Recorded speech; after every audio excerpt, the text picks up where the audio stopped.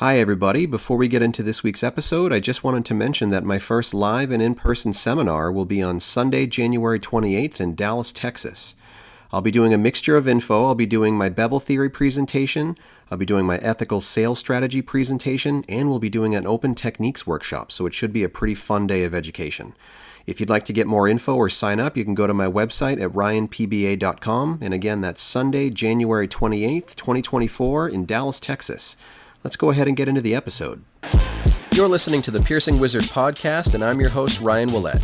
I'm a professional body piercer with 20 years experience. I travel around the world teaching technique and safety classes, and I'm a member of the Association of Professional Piercers. Listen in as I talk to my friends and colleagues about our industry so we can all stay sharp. Hi everybody, welcome back to the Piercing Wizard podcast. I'm your host Lola Slider, and with me today is my co-host Ryan Willett. Heyo.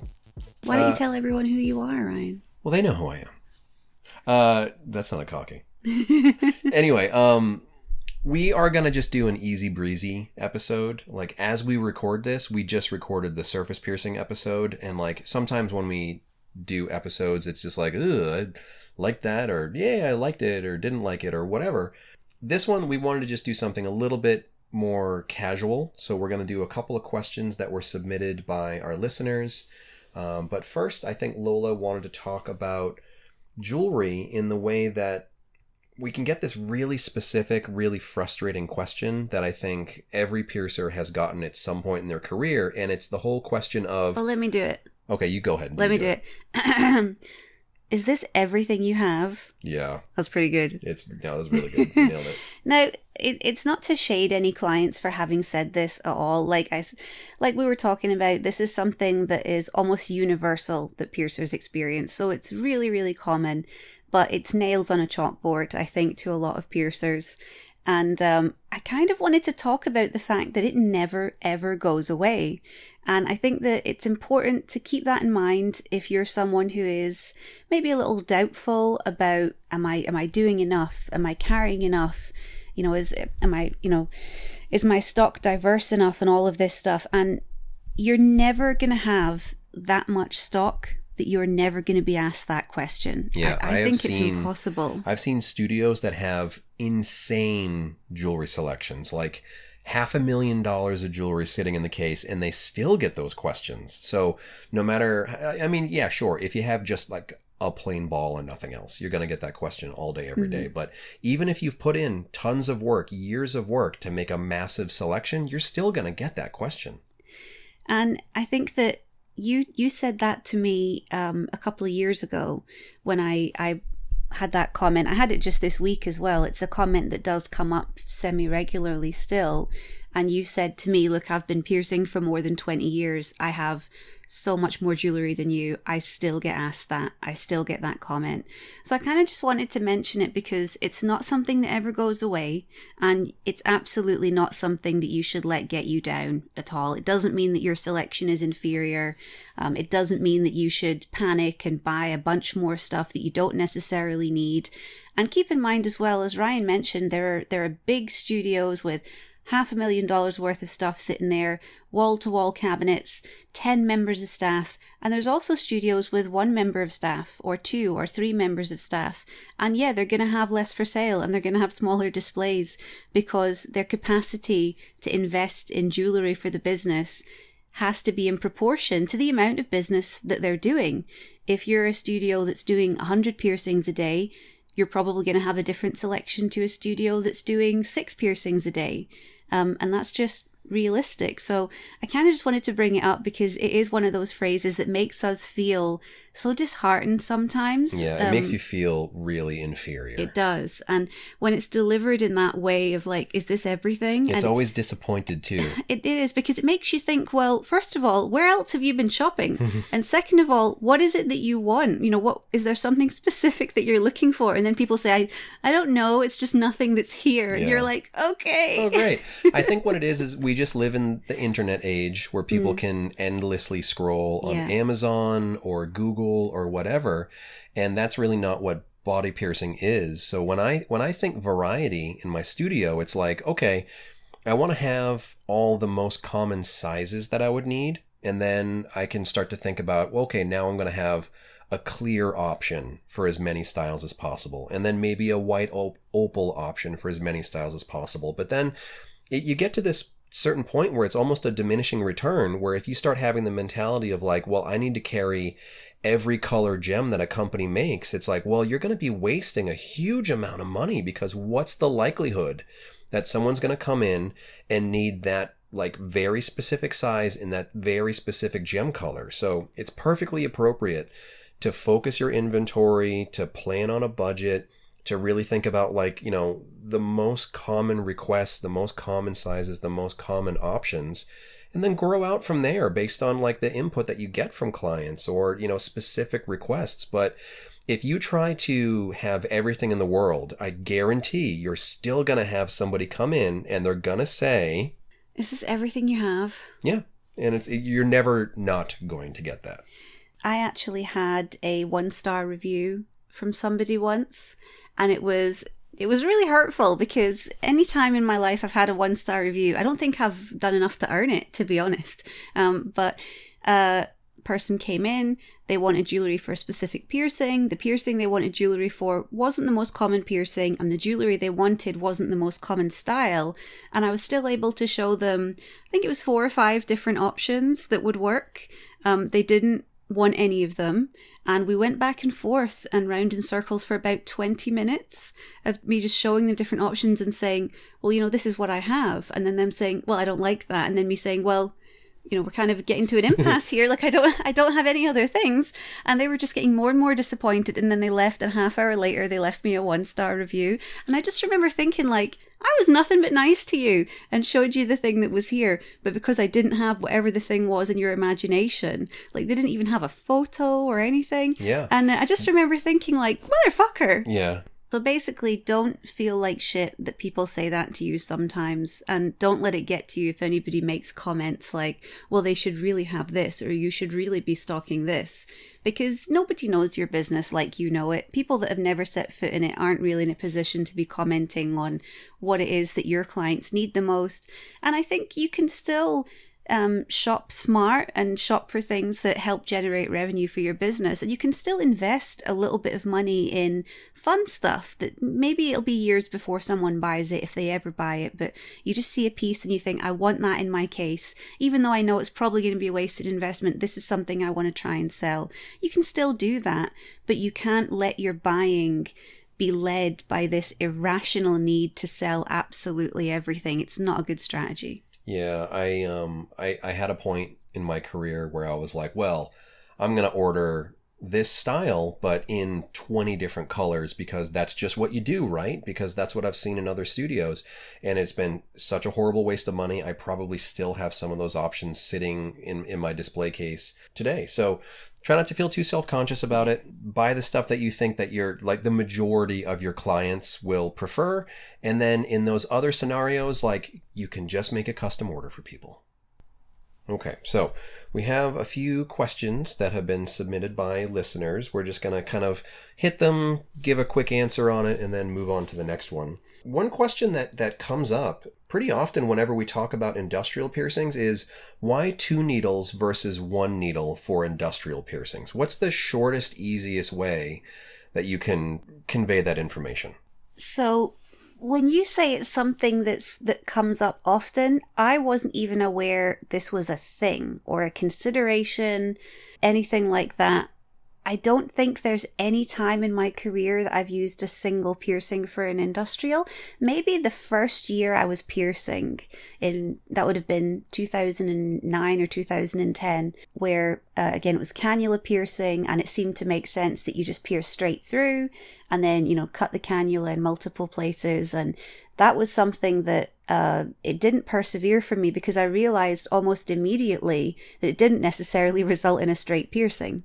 But I don't want to be the person that sits here and shits on piercings that are doing 1 needle, but I wouldn't do that. I think it's actively a bad idea. And I it's just not something that I would ever do, because I get great results with 2 needle piercing, and I wouldn't wish to use a single needle for 2 piercings anywhere else on the body, so it's not something that I'll be doing. But I don't want to, sit here and shit on piercers that do that if it's something that works for them. But I wasn't even aware that that was something that people were doing until very recently. It's something that comes up often enough where I kind of get the sense that that's just how some people are trained. I think that it's generational information. I don't think that people who are trained to do one needle for one poke will kind of like, I don't think their logic will bring them to, well, why don't you just use the needle more than once?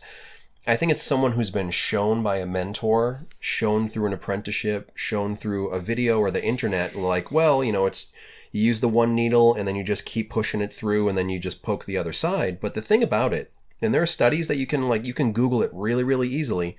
Needles dull, even on a small sense, like needles dull, and the second piercing will be more traumatized by reusing a needle. And really kind of something that you said that I want to expand on is, would you do that anywhere else on the body? Like, it would be really obvious if you're talking about nipple 1 versus nipple 2. You wouldn't take the needle out of nipple 1 and then just put it right into nipple 2. Like, I think it would be a really clear difference where people might say, like, well, I'm not going to reuse this needle even if it's on the same person. So I don't know why there can be the justification for doing an industrial. Like, it is one piercing, but it's 2 holes. It's very clearly 2 holes. So just 2 needles. Something else, and again, I'm not saying this to be negative to people that use one needle, but I'm saying it as somebody who does industrial piercings with 2 needles. I pierce industrials exclusively from the inside out, from the inner ear outwards, because in the majority of cases in piercing, I think it makes the most sense to go with the anatomy, and when there's a structure supporting the ear a certain way, like for example how you would typically pierce a conch from the inside of the ear, sure, piercing out the back. Have piercers done it back to front? Absolutely. Sure. But that wouldn't be my preferred technique, so it's not something I'm interested in doing. So for me, the idea of piercing an industrial from the outside of the helix into the ear, in again and outside, it's piercing in reverse. So even if I had 2 separate needles, I wouldn't do it that way. I pierce from the inside out in opposite directions. Yeah. So, but that's logic bringing you there, and right, other people's logic bringing them somewhere else. I'm very open-minded when it comes to piercing, as you know, in a lot of the classes and the talks and things that I do. I like to be inclusive to piercers who are using externally threaded jewelry and cannula needles and things that might not be considered very progressive in other spaces, because they're still part of the community and they're still part of the conversation, whether certain piercers like to admit that or not, they are. And I don't like piercing I don't like instructing to an elite group of people. I like instructing to everybody. And that's why I really don't want to be like, ew, one needle, I would never do this. No, I don't want to shame anybody for it, but I'll just say, like, I can't really see an argument for it, and I don't know that people can really present an argument for it. But again, whatever, I'm not doing it in my studio, but it's like, I'm not going to really judge other people. I mean, I'm going to judge like 5%. Okay. Like 5%. But that's it. Okay. Next question. Wrinkles and piercing, figuring out placement and considerations for swelling. The considerations for swelling, let's just drop that part. But the whole wrinkles and piercing, I think what they mean is creases. So let's say different facial placements, eyebrow piercings or a surface anchor or nostrils or whatever it is. Like, you should be evaluating the person's facial expressions. So like you did your bridge piercing class and video, and you talk about, like, have the people stretch out their bridge with like an excited expression, or like scrunch their face up with like a grumpy expression, and you wouldn't want to place something right in a crease. So if we're talking about like age wrinkles or something, or just not moisturizing or wearing sunblock, I wouldn't want to place a piercing in a wrinkle, in a crease, in a way where it could be disruptive for the healing. But if someone just has some natural wrinkles on their face, like maybe around their eyebrow region, I don't think that would really stop me from placing it there. But if it's a crease from movement If it's a wrinkle from movement, like scrunching up around the eye, I wouldn't want to put a surface anchor right in that scrunch crease, right in that scrunch wrinkle. If it was a nostril piercing or like a high nostril piercing, I wouldn't want to place something right in like a scrunched up kind of like wrinkle or crease either. But do you have anything to add to that? Not really. I mean, I think that you were pretty succinct in your explanation. Well, thank you. There are wrinkles, as in wrinkles on the surface of the skin that occur with aging that are going to come to us all or have already started coming to us all, that are kind of static. And then there are actual creases and folds that worsen when you make certain, or deepen when you make certain expressions with your face. And as you say, it's just considering the 24-hour life of a piercing. Clients often like to, I don't know if you ever had clients do this, where you mark someone for something and it's exactly straight or exactly symmetrical, and then they go and look in the mirror and they pull a selfie expression. Like a face that they would never just... And then it's not symmetrical anymore. And then they're like, oh, it doesn't look straight when I do this. And you're like, well, how often do you do My that? suggestion is... Are you living like that? Don't do that. So I think that that's another funny thing in modern times that we've had to get used to, is clients like making certain poses and expressions and going, oh, when I do this, and like raise my eyebrow. Maybe we should just start marking people when they're doing duck face. But then the rest of the time it's not going to look right. So I think that that's a funny thing that people do now, is I don't even know if they know they're doing it, but as soon as they turn and look in the mirror, their face does the Zoolander thing. And you're like, okay, well, that's not what you looked like a second ago. Yeah. Stop doing blue steel. Yeah.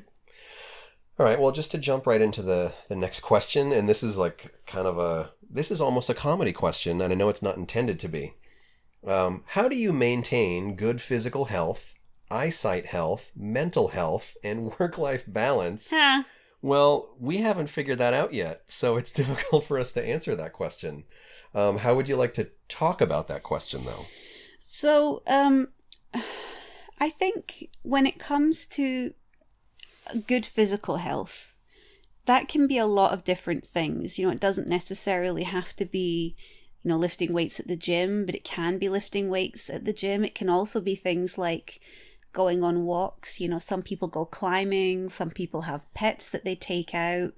Some people even go wild swimming, even in Scotland, even at this time of year, believe it or not, there's people that are going wild swimming. And so good physical health can be a lot of different things. Doesn't necessarily have to mean that you're like this gym machine or anything like that. But I do think that it's important to think about mobility.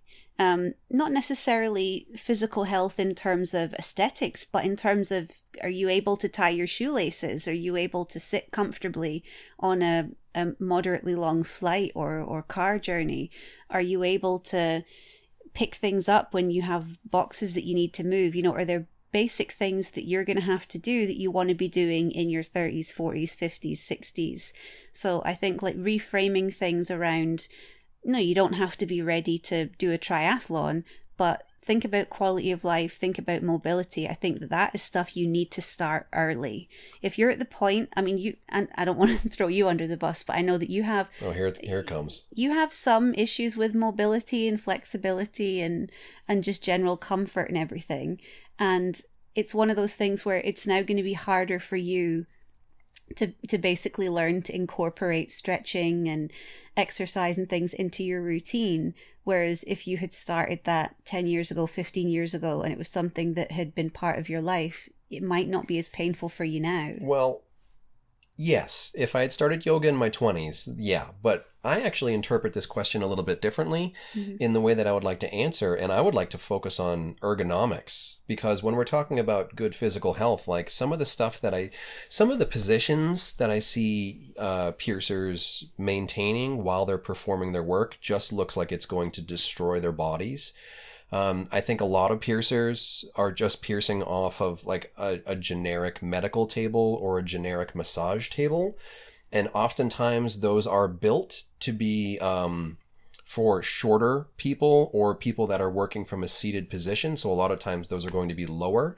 So if you find yourself constantly working in a hunched over position, you had better be doing exercises and stretches for your back, for your shoulders, for your elbows and your knees and your body, because like if you're trying to like maintain a hunched position for 10 years or a 20-year career, you're not going to be able to move by the time you get into your 40s. So like think about ergonomics, think about maybe just changing things up, like working from a seated position like Lola does. I had a table custom made so that it was a little bit taller. I got a therapy table, like a sports therapy table, where it's essentially a massage table, but it's a good like 3 inches taller, 4 inches taller than a lot of like the standard ones that you would buy off of a website or out of the back of a catalog. So think about those things. And for good physical health, it's really like, yes, you can be fit. You can think about fitness, the gym, yoga, all that kind of stuff, like traditional fitness. But I immediately think about ergonomics. I don't want people to have carpal tunnel. I don't want people to have terrible backs and terrible knees when they get older just because they've been holding this awkward position for 10 years. So that's what I would like, especially people like earlier in their career, to think about, like think about ergonomics. Eyesight health, I think the biggest thing you can do is just like you need to have more light in a lot of shops. A lot of people that move into spaces, they might put a whole ton of work into the floor and the paint and display cases and like waiting room furniture, but not a lot of them are focusing on like really good lighting in the piercing room, something where you don't have to strain your eyes and squint. Like I have all LED lighting through my building. Like I'm very fortunate because I got to basically make a building like from top to bottom. I got to do everything the way I wanted. So I have a ton of light. I have a ton of LEDs, which have like multiple points of refraction, and it's not just like a fluorescent light tube. So like good light. I'm not a big fan of headlamps because they kind of flood one area, but everything else around it is dark. So I'm not a big fan of like filling in gaps with headlamps. I would rather you have really sufficient, really good, bright, but not fluorescent lighting. LED lighting that where you can have something cool or warm, whatever your preference is. But if you have to strain your eyes at work, it's the same thing about straining your back. Sooner or later, you're going to have to pay the consequences there. Mental health. Yeah. Do you want to try that one? Yeah. I think that mental health is a big issue in the piercing community, and there are a lot of reasons, there are a lot of contributing factors for that, so I'm not going to chalk it up to one thing.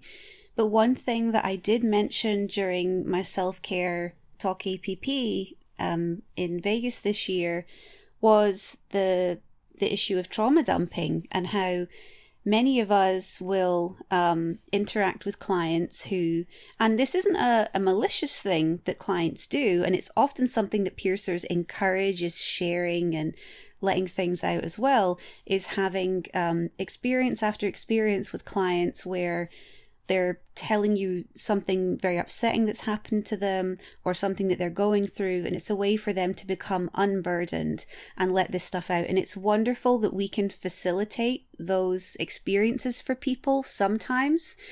But the thing is, we aren't crisis workers, we aren't therapists, and our businesses aren't really set up in that way. And I don't say that to be harsh. I say it because crisis workers, trauma workers, therapists, they have crisis support, and we typically don't have crisis support. So we've put ourselves in this position where we're taking on all this information and we're being that support system, even if it's informally, for our clients, and then we're just carrying all that around and taking it home with us. And it is so foolish to think, oh, I'm very empathetic and I can just take on that information. I'm cool with it. Listen, it's going to slowly start weighing you down more and more, and it does creep up on you. So I think that it's very important that if you are someone who credits themselves with being, very considerate and conversational and empathetic with clients, and you encourage them to share and unburden themselves, that you are talking to someone that to help get that stuff out of you as well, because it might not feel like it at first, and it might manifest itself in different ways, but it's going to start getting you down more and more. And before you know it, you can be in a really dark and unhealthy place and thinking, why do I feel this way? And it's the refusal to believe that work could be having something to do with it that's going to make that worse.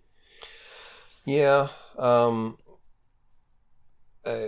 I love to be able to give people an experience where they can unburden themselves, but that doesn't mean that the burden dissipates. Like if someone tells me some, traumatic hardship or something like that, like if you can remember it, that means you're carrying it. And sometimes you have to be able to put that down. And then, whether it's sharing it with a partner, sharing it with a coworker, sharing it with maybe a professional. Like I've been in therapy for years. I have a therapist that I'm really happy with. I know that it can be really difficult for people to click with a therapist or to even have the bravery to start therapy. But like it's been an important part of my life in trying to maintain some sort of semblance of my own mental health, because just like you can get saturated with bad news from the internet, sometimes you can get saturated with the burdens that people put down in your workplace.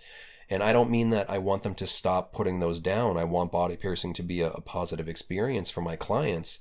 But I have to just be aware that sometimes it does come with a burden for us as staff members. So there's that. General mental health, like, take care of yourself in the way that you might want to take care of your body. I know in a day and age where work is much more difficult, every day can just feel like a challenge or like a battle that you have to win. And it's like, it takes everything you have just to get through that day. And maybe you don't have the energy to even like stop for lunch or to pay attention to yourself or whatever. Like, mental health is just as important as, taking care of your back and taking care of your skin and drinking water and all that stuff. Self-care. I know that we like to joke about candles and bubble bath, but self-care is also like admitting when you're not doing okay and then talking to somebody about it, whether it's a friend or a partner or a therapist. Like, talk about if you're feeling okay or if you're not feeling okay. That stuff is really, really important. Like mental health is one of the most important things that I would like people to focus on. Yeah, I think that something to take away is that when it comes to mental health, if it's something that you're struggling with, doing nothing is never the answer. Right. Whatever it is that you're wanting to do, doing nothing is not the answer. It's not something that's going to resolve itself or go away if nothing in that pattern of behavior changes and that cycle just continues as it was. It's one of those things where that's the hardest thing. Like you said, the hardest thing is to start. Because I think sometimes by the time you realize your mental health is on its arse, at that point you're like, oh, what's the point in me taking these little steps, because they're not going to help. And you kind of convince yourself that, oh, well, now there's nothing I can do about this. And it's just, that's why it's the hardest thing to get started. But you have to take it seriously and you have to start and do something that's different. Otherwise it just isn't going to get any better. And I think that for most of us, you have good days and bad days. You wake up, you have a good day, and all of a sudden you forget that you just had a bad one and you think, well, that's it, things are good now. And you could wake up the next day and they're bad again, So that's why it's making a decision to make your mental health improve or to help your mental health improve. I think, like you say, step one is taking action. It's doing something and not just thinking, I'll do nothing and somehow things will get. I've tried nothing and nothing's worked, Yeah. But again, we're not therapists. Like, I know that I need to take better care of my body, but you don't see me going to the gym because I'm overwhelmed by everything else in my life. Right. So you might feel the same way about your mental health, but just try to find somebody you trust, somebody that you can open up with, and just talk to them about how you're feeling. It doesn't have to be a doctor appointment to start. It can just be talking to a friend, talking to a coworker, talking to a relative, talking to anybody, and just saying like, I'm not doing okay and I want to talk about it. That was sad. Well, it's not meant to be. People would rather hear about your problems than attend your funeral. Than know that you weren't talking to anybody about them. They really would. So anyway, let's move a little bit past that. Just the last part of this question. How do you maintain a good work-life balance? I don't. We don't. I thought it was kind of funny that you had to send me a message that said, stop working when you're on the toilet. Because it's like, if either of us have our phone within reach, we're working. Like, even just recording this podcast, you've checked your phone 3 or 4 times to see if you had a work message or a work email. Like, we are not people to ask that question of, because we have no healthy work balance between life and work. We're always on call. We're always working. We're both business owners. I would say, like, the only advice I could try to give you is put your goddamn phone down every now and then. I know people are way more addicted to their phones than almost anything else in this day and age. So it's like, if your phone is in your hand, work can find you. Try to put your phone down so that work has a harder time figuring out where you are. I think try and spend less time on your phone when you're with a friend or a loved one or a relative. For example, you've been here with me this week and my phone's been sending me alerts like, Lola, where the fuck are you? Why aren't you using your phone? Like, I got one of those weekly reports that said I'd been using my phone over 2 hours less every day whilst you've been here. So obviously it's helping and it's working and having a positive impact on my mental health that you're here. Yay! But yeah, as Ryan says, we're both business owners, so even though I have very strict boundaries in terms of I don't do, client emails and things when I'm on a day off or when it's the evening time, I keep that to work hours. There are still other issues that come with managing a property and managing a business that can really pull you out of things at any hour of the day, regardless of what day of the week it is. So my advice would be try and isolate those times where you can really relax and really make an effort during those times to do so. So for example, for me, if it's after 6 o'clock in the evening, I know that there aren't really any business to business inquiries that are going to happen unless it's a real emergency like a fire or a flood. If it's after 6 o'clock in the evening and it's during the week, I know that there aren't going to be any businesses that are calling me because they won't be working, that kind of thing. So I try and hold on to those little mental cues of relief where when I look at my phone and I go, oh, well, it's after 6, there's nothing that's going to be happening with this today. I'm going to try and put it down till 9 o'clock tomorrow morning. And just try and isolate the times that I can't take any action. So if I can't take any action, why worry about it more in this moment, and I try and look at things that way. Yeah, I try to do activities in my off time where both my hands are busy, because if even if even one of my hands are free, it's going to be reaching for my phone. So that's probably why I play way too many video games at night. So next question I want to hit on might be a little bit heavier, but I would also like to tell you that if you need more information about an answer like this, a subject like this, like talk to a medical practitioner, talk to your regulatory health agency, talk to your health departments, talk to the people who might be inspecting your studios. If you have licensing, maybe just read your licensing protocols about what is required in your area. But the question is, should people with immunosuppressive conditions get piercings? Should we as piercers discourage it? And what I would like to point out is some areas it might be in your licensing and your regulation that you have to put it on your release form for people to disclose certain medical conditions, and that if they disclose it, you might be legally required to decline service. That can be a slippery slope. If you're required to do something for your license, you're required to do it. If you want to change that, engage your health agencies and engage them that way, or ask them for more information or clarification.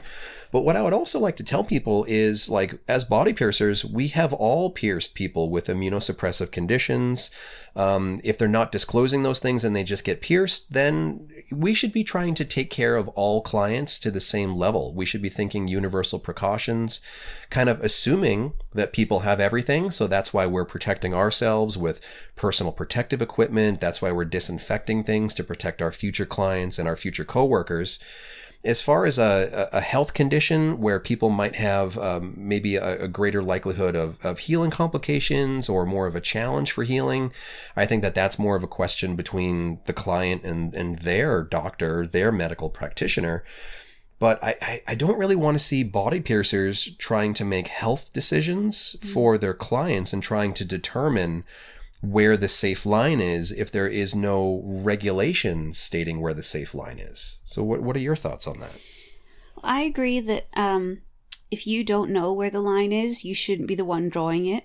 I think that similarly in my location, my license requires me to decline certain things unless a doctor has advised that it's safe to go ahead and do that piercing. Whether I agree with it or not, that's the terms and conditions of my license that allows me to work legally. I interpreted this question a little different just in terms of general immunosuppressive conditions, of which there is a broad spectrum.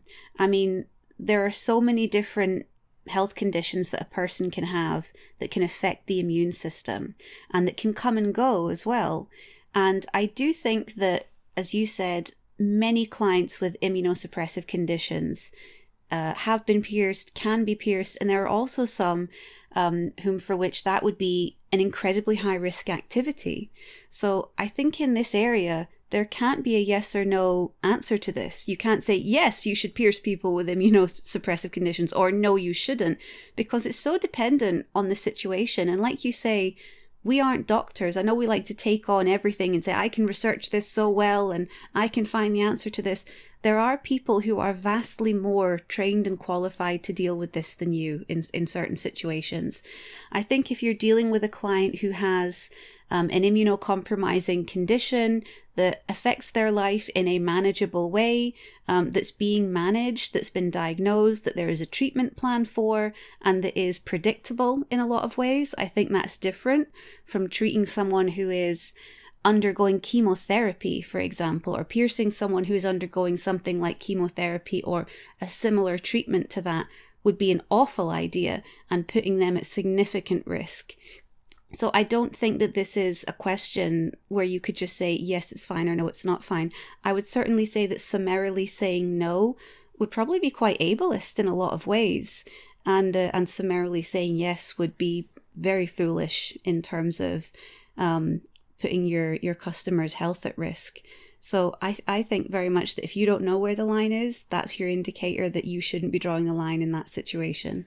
Yeah, I think a question like this certainly comes from a good place where I would hope that the intention would be that they want to protect their clients rather than they're kind of maybe afraid of their clients in a way.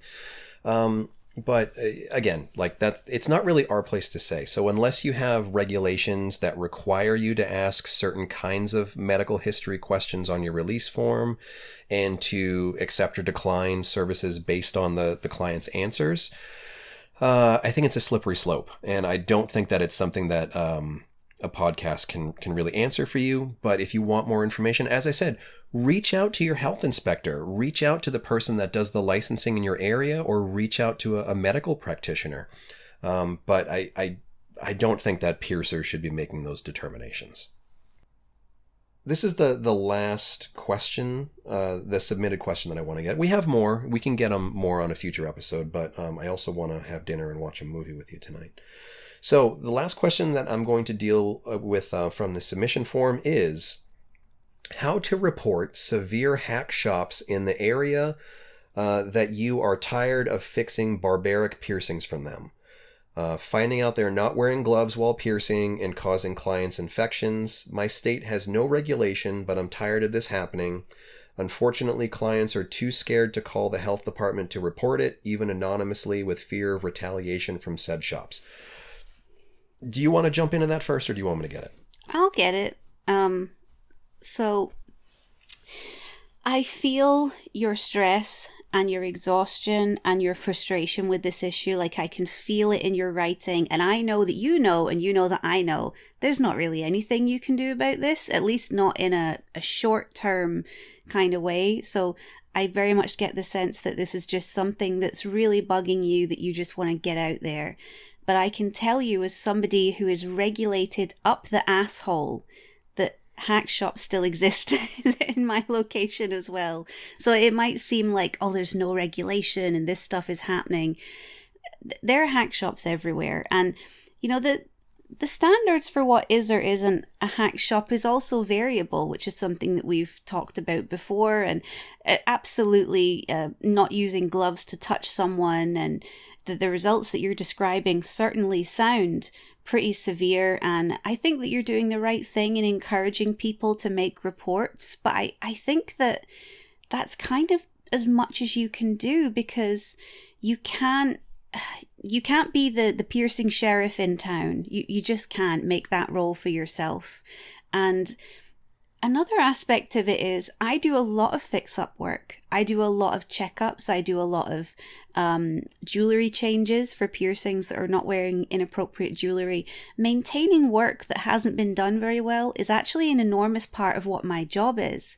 And so whilst it might suck a little bit having to do that stuff, and you might feel frustrated by it, I would just try and think about it as it is part of your job. Like you might not want to think of it that way.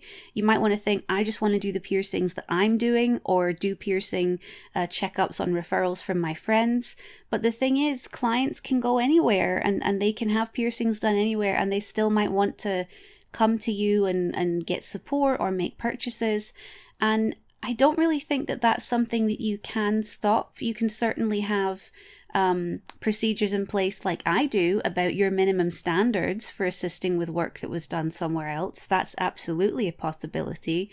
But in terms of reporting the shop, I think that you know how to report the shop. And if you aren't allowed to report it because you haven't been a client, I think that that's something that you know, and that really you're just feeling stressed out by it and bogged down by it. And I completely understand. When you put so much of yourself into doing a job well, seeing somebody else say they do the same thing as you and do it so poorly, it's hurtful.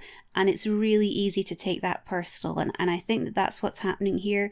And I completely understand it. And like I said, I feel your frustration. I think the best thing that you can do is remind yourself that regardless of the label, regardless that you call yourself a piercer and they call themselves a piercer, you just have to remind yourself that you're doing very different jobs, and try and maintain that separation in your mind, and stay positive when you're working on clients who have had this awful work done. Encourage them to make reports, encourage them to do the right thing, and then put it down, because it's bad enough that you've not been paid for this initial work and now you're carrying around the stress of it as well. What do you think? Shit, that was way more eloquent than I would probably say. I'm very eloquent. You are so eloquent. Yeah. Kind of like what Lola said, like no matter where you are in the world, there's gonna be a shop that just doesn't want to put in the same level of effort that you are. And I honestly don't think that regulation and like a health department is really going to eliminate that, because I know piercers in like heavily regulated areas and in minimally regulated areas, and they all have the shop down the street that drives them nuts. Like everybody has it. I have it. Lola has it. You obviously have it. I am on a regulatory committee for body art in my state, and I've seen how the sausage is made about complaints and investigation of complaints and about penalizing people based on those investigations. And I'll tell you that like very few of them actually end up like making someone change their practices. A lot of times they're just going to hope that they don't get caught a second time. So if there are shops out there that are like blatantly disregarding regulations, then that might be something that you can bring up to your health department. If they have an inspection, maybe they can go and do a surprise inspection, maybe something like that. But what I really don't want to see people doing, like Lola said, is trying to be the piercer sheriff. Yeah. Because like if it gets back where it's like you're trying to like rat somebody out, for lack of a better term, you're trying to like sick the health department on them, you're trying to sick an inspector on them or something like that, the same kind of stuff is going to happen to you. And I'll tell you that like even if you are a very careful, very thoughtful piercer, the health inspector isn't going to care, and they're going to pick up any little thing that's wrong with your shop, like, oh, you forgot to empty your trash today, or you forgot to do this, you forgot to do that. Like, Lola is an extremely high level piercer. Thank you. She puts in so much work to what she does, and she still has health inspectors that are like, well, you have to change this, you have to do that, you have to do this. Like, they're not body piercers. They're not like body piercers who live and sleep and eat and breathe body piercing. They're a health inspector. So like maybe they can go off of a checklist, but like you don't want them coming through your door just as much as that other person doesn't want them coming through their door. You don't want to get into a situation where you're basically volleying back and forth with this other shop and sending negative energy each other's way, because ask yourself this. For all the time that you spend being angry about the work that they do and thinking, how can I shut this place down? I don't like this place. Do you think they're thinking about you? because they're almost certainly not. And I always think about things in those terms. Why are you putting so much thought and effort into being stressed about the existence of another business, person, entity, whatever, when they don't care about you at all? Yeah. It's all one way, you know, and that's another issue with being the sheriff of Piercertown, is that you're the one that's doing all the emotional labor. You're already putting in all of the work in your location. Honestly, I would recommend focusing on what you can control, fostering a safe environment in your business, placing whatever boundaries into place that you feel will make you comfortable on working with clients who have been pierced elsewhere. If you want to do that at all, it's very much your choice as well. But focus on what you can control, because looking down the street at what the other place is doing, good or bad, is very rarely, in my opinion, an effective business strategy for long-term management. So, you know, vent about it, complain about it, but don't think that you can beat it, because like I said, you know, Ryan's been here with me in Glasgow. He has been around the world, and he observes this as being one of the most strictly and bizarrely regulated places he's ever been in his life. And yet I can still go and get a shitty £10 piercing with awful jewellery from an inexperienced person with non-sterile almost everything. I can still go and get that done, even being that it is so heavily regulated in so many ways. So just be careful where you're expending your energy. That's energy that could be going towards yourself and your clients. That was a lesson I had to learn. I was forced to learn that lesson very early on in my career. Like, you can just like be old man shouts at cloud as long as you want, but it's probably not going to change that much. So focus on the things that you can control, focus on the things that you can change, and really just focus on the high road. Like, well, hey, if they're doing bad jobs, dirty jobs, unsafe jobs, well, then you do the safe job, the clean job, the better job, and people will just naturally gravitate towards that. You can't win them all, so just try to focus on the ones that you can win, and then, you know, don't sweat the small stuff. So I would really like to wrap it up now, because I am brain fried recording 2 podcast episodes in a row, and thank you for being patient and recording them with me. You're welcome. Thank you for everyone who submitted questions. We still have quite a few more that we can get to on future episodes. I didn't plug my Patreon, so I'll say you can find a Patreon? I have a Patreon. Oh. You can find a whole bunch of stuff at patreon.com/RyanPBA. Lots of narrated videos, deep dives on different subjects, lots of information, including some information from Lola. She's got a couple of videos on there, and they're great. Wait, you're recording this? Hey-o. Anyway, I've been Ryan. You've been Lola. And we've been talking for too long. So thanks for listening. We'll be back with more soon. Bye. For more information about the show, visit piercingwizardpodcast.com or like Piercing Wizard Podcast on Facebook. For more info about your host, visit precisionbodyarts.com or search Ryan PBA on Facebook, Instagram, and Tumblr. If you enjoy the show, you can subscribe on iTunes, Apple Podcast, and Google Play. Music by Benny B. Blanco. Show copyright 2017, Precision Body Arts LLC, all rights reserved.